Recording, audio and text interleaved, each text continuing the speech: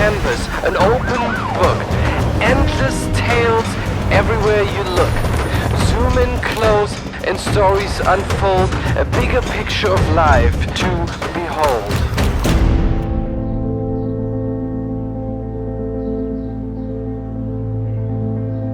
But this story is not one of flesh and bone. It's the fabric of a city, steel and stone. These towering structures that form the skyline, Chicago's architecture is truly divine. Let us begin at the peak so high. This is Willis Tower, once called Sears, oh my.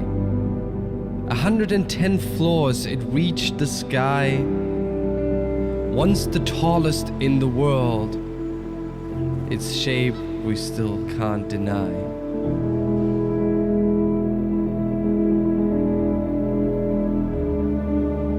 Up next is a building lavish and grand, the carbon and carbide built on demand. In the roaring 20s its facade caught the eye, at black granite base and golden top, oh my.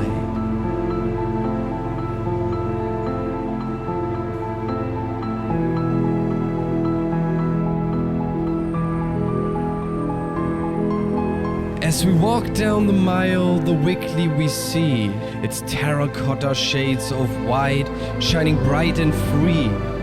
Along the Chicago River, its beauty enchants any, named after Wrigley, still on the tongues of so many. Further on, a pyramid black as the night, John Hancock Center, a feat of height. In 1969, it reached the sky, second to 100, don't deny.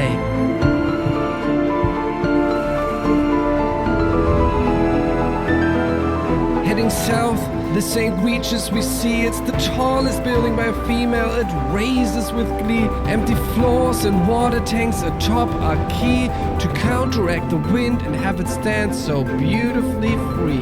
So free. Another gem in the city, the Tribune Tower. Fragments of architectural wonders oh so dour. From the great pyramids of Egypt, Berlin Wall, White House and Kremlin to stand so tall.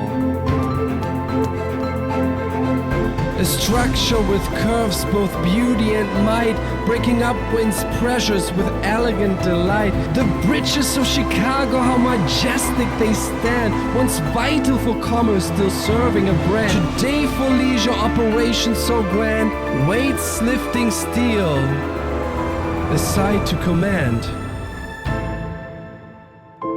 To tell these stories and many more, tools are needed to show the bigger picture and the core. And with the Mavic 3 Pro, filmmakers just got a new tool in the box.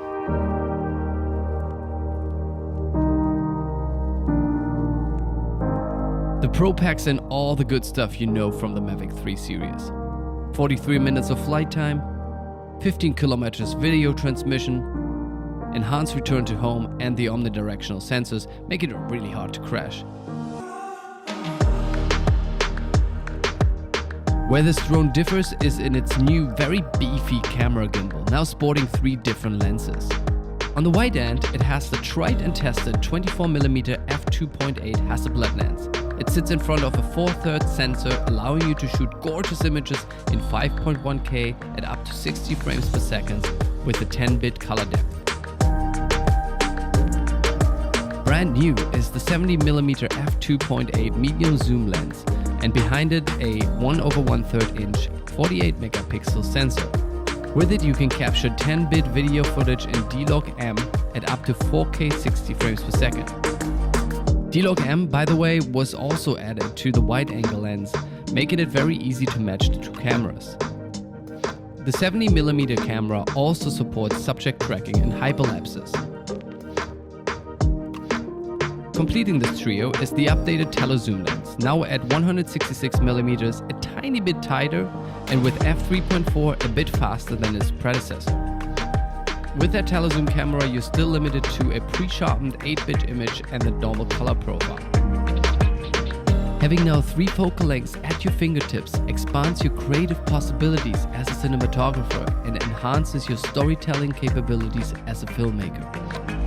While before, the Mavic drones were just great for sweeping wide shots to establish and transition your story, the new 3x zoom truly allows you to focus in on the driving elements of your story and center the viewer's attention.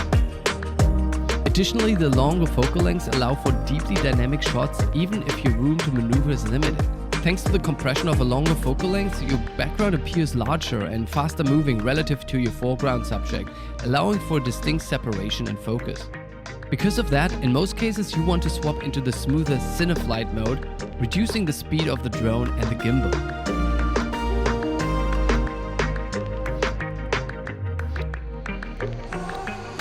At the end of the day, the choice of the right drone will depend on your use cases. And with the Mavic 3 Pro, you certainly have another great option to pick from.